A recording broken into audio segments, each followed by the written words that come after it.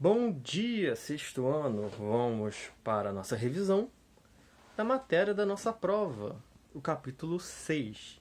Lembrando, a prova vai cair o capítulo 6 mais anotações do caderno. Então fiquem atentos e qualquer dúvida que vocês tenham, essa aula é para tirar dúvida. Que é uma aula para a gente lembrar do que a gente estudou e estar mais preparado para a prova semana que vem.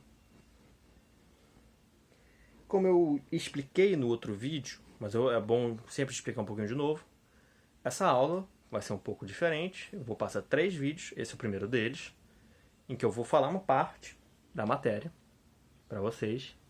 A gente dá uma pausa, vai para o nosso grupo e lá a gente faz a atividade de aula, que é o texto que eu vou pedir para vocês. Eu vou explicar essa parte do texto. Que texto será esse? O que eu vou pedir no texto? Na aula, lá no grupo, porque é melhor ter algumas coisas para ser explicadas e explicar em mensagens. Vamos lá. No capítulo 6, vimos sobre os indígenas no Brasil. Os indígenas do Brasil, a presença indígena é uma presença bastante antiga. Temos relatos de indígenas no Brasil de pelo menos aí uns 12 mil anos. Apesar de que, como a gente viu lá atrás, no capítulo 3, temos pesquisadores como a Agnès Guidon, que acha que os indígenas podem ter chegado no Brasil há 50 mil anos, ou seja, muito mais tempo antes do que se afirma a maioria das pesquisas. Mas o que se entende como sociedade, que aí vem uma pequena diferenciação. De fato, os seres humanos podem estar no Brasil há 50 mil anos. Mas formar uma sociedade humana é diferente de ter presença humana. A sociedade humana já indica a existência de uma evolução de pensamento, uma evolução de entendimento do que um grupo humano possa fazer, e eles já começam a fazer certas coisas, objetos, pinturas, que num grupo de seres humanos apenas nós não veríamos. Pois, por exemplo, uma pintura numa caverna, que temos aqui no Brasil, ela é feita com um objetivo. A gente não sabe exatamente o objetivo, porque não existia escrita na época. Era apenas pintura. O que nós achamos é que provavelmente as pinturas serviam para ensinar. Os mais velhos pintavam na parede, digamos, a imagem de um gato gigante que tinha na época. Tinham vários felinos grandes habitando o Brasil. E com essa figura do gato gigante, ele ia falar para os menores, para as crianças: olha só, tá vendo esse bicho aqui? Esse bicho aqui a gente encontrou aí pela mata. Ele é um bicho grande. Ele é bastante sorrateiro. Ele se esconde bem na mata e ataca quem estiver sozinho. Então não andem sozinho. Esse bicho aqui, cuidado com ele. Era a ideia que eles queriam passar. Eles estavam formulando várias ideias a partir do que eles tinham contato, que estava à volta deles. E eles passavam para os outros, para os mais novos principalmente, através de construções rústicas, como lanças bem primárias, feita de uma pedra bem não muito trabalhada. Você vê que é uma pedra, mas parece uma ponta de lança. Você fica na dúvida. Ou através de uma pintura na caverna, através de um colar de ossos. Esses índios mais antigos são os paleoíndios. Viveram há 12 mil anos atrás, no Brasil. E eles eram ainda nômades. Eram caçadores, pescadores, coletores de raízes e frutos. Ou seja, eles não tinham residência fixa. Digamos, você não podia dizer: essa tribo de paleoíndios vivia na aldeia do rio tal. Porque eles podiam estar vivendo lá, mas depois eles saíam e iam andando. Eles não paravam num local e faziam desse local a sua habitação pro resto da vida. Eles ficavam lá, aí eles pescavam, caçavam, colhiam frutas e raízes. Aí quando esses recursos começavam a diminuir muito, eles, povo, o que a gente precisa para viver está acabando. Vamos pegar nossas coisas, se arrumem aí que a gente vai ter que ir para outro local. E assim eles iam vivendo, sempre de forma bem nômade. Os vestígios arqueológicos que a gente tem dos paleoíndios, eles se encontram muito na região de Minas Gerais, no município de Lagoa Santa, dos principais sítios arqueológicos. Mas nós temos sítios arqueológicos em outros lugares também, não apenas em Minas Gerais. É que lá, digamos, temos uma grande incidência. O que é incidência, professor? Uma grande quantidade. Se tem muito de vestígios arqueológicos de paleoíndios em Minas Gerais. Só um instantinho que eu tô ajudando a câmera. Prontinho. E aí, nós encontramos com eles já certas coisas culturais que nós podemos dizer que ali tinha uma comunidade. Que é que difere comunidade de grupo. Nós temos com eles certos utensílios cerimoniais. Professor, o que é um utensílio cerimonial? Poderia ser um ídolo. O que é um ídolo? Seria uma imagem, ou uma estátua, ou um objeto, um talismã, alguma coisa para representar a divindade que eles rezavam.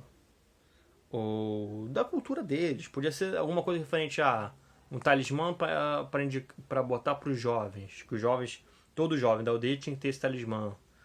Algo assim. Isso são utensílios cerimoniais.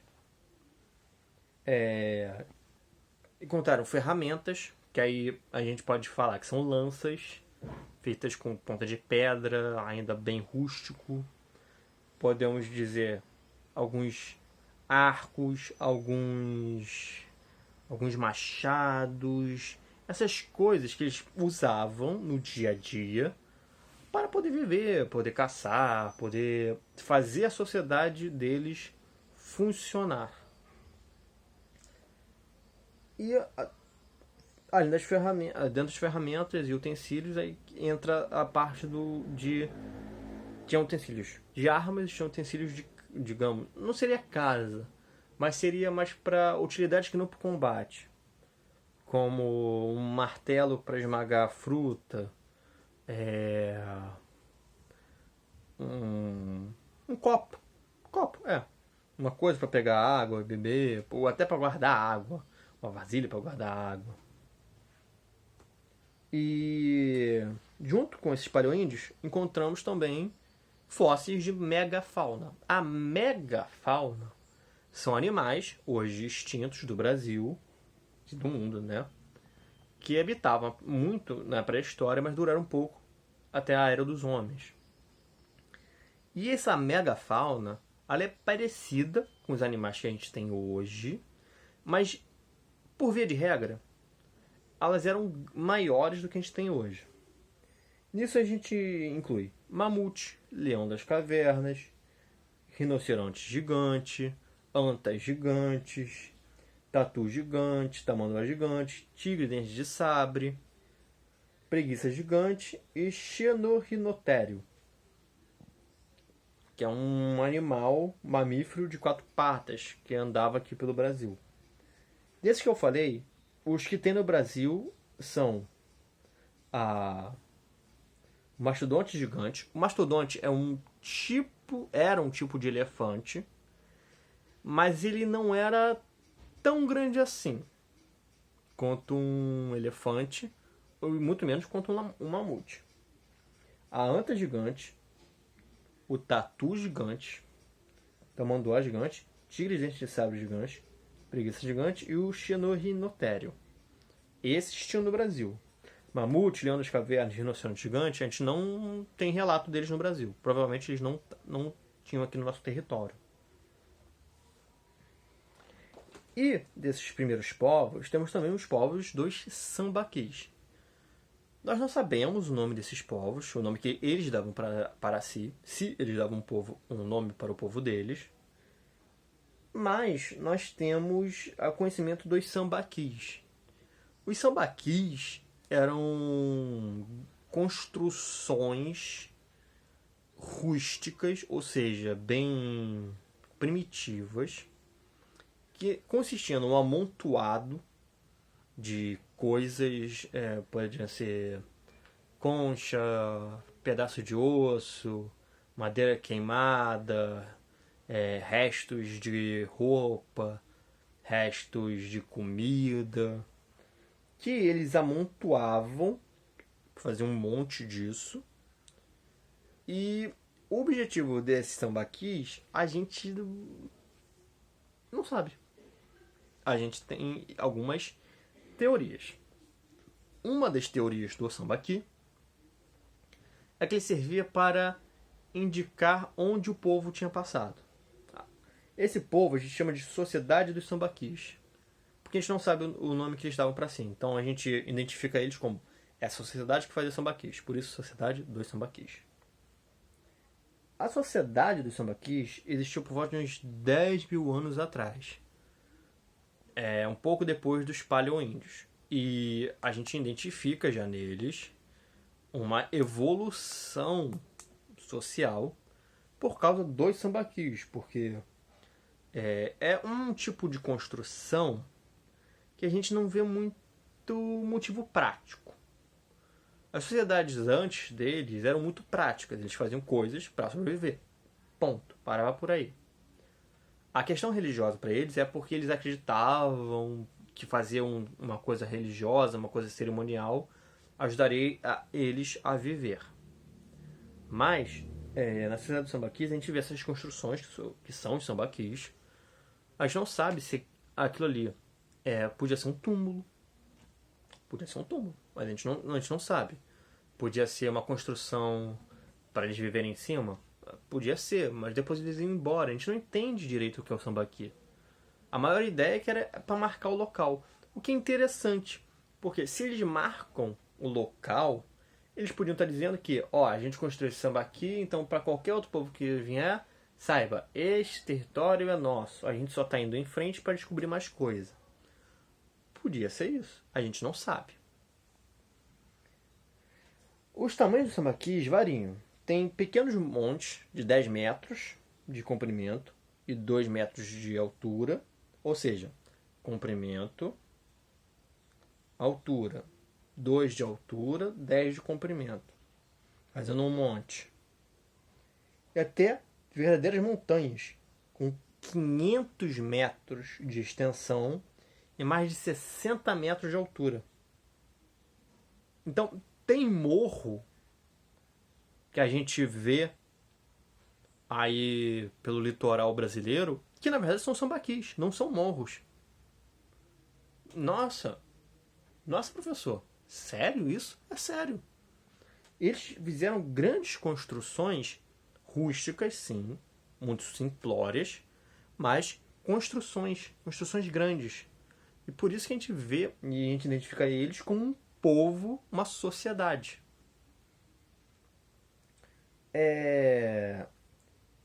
O que a gente já falou, eles eram marcos territoriais, para marcar aqui, esse território pertence à sociedade dos sambaquis. Eles podiam ser usados também, que alguns pesquisadores acham, para se localizar até, tipo, você está perdido? Vai num lugar grande e tenta encontrar nosso sambaqui. Viu? Inteligente da parte deles. E a gente encontra esses sambaquis na região litorânea. Sambaqui é uma palavra vinda do tupi, que não necessariamente os sambaquis eram tupis, que significa amontoado de conchas. Os sambaquis ficam no nosso litoral e também tem os fluviais, que ficam nas margens de rios. Ou seja, a gente encontra nas regiões de praia do Brasil e alguns a gente encontra perto das margens dos rios.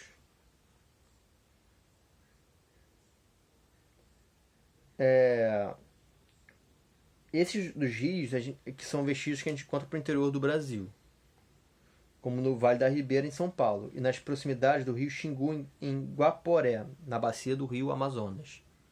Ou seja, a maioria está no litoral, sim, até porque esses aí é o povo, o povo do Sambaqui, a gente acha que é o povo que deu origem aos de língua tupi. Mas existir também para dentro indica que o povo uma hora se dividiu, ele se separou. Porque a gente sabe que para dentro do continente, ou na verdade do território brasileiro, a gente sabe que é o povo dos Macro-Adê, que a gente vai ver no próximo vídeo. Agora a gente vai lá para o nosso grupo, que iremos fazer o nosso primeiro texto sobre essa primeira parte dos paleoíndios e do povo dos sambaquis. Vamos lá para o grupo, turma?